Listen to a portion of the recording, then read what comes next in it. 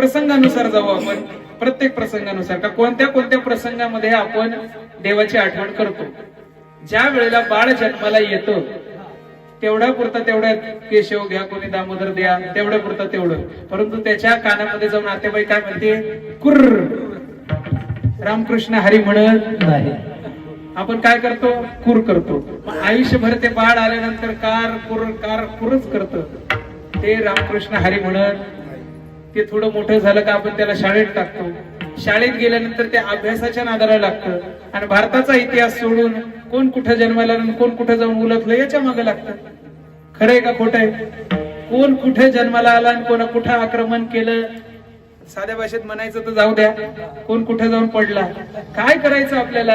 भारताचा इतिहास, भारताचे साधू संत, त्यांचे पुरुषार्थ, त्यांचं ज्ञान याच्या नादाला न लावता भलत्या नादाला लावतो, ते पोरग बिघडतं.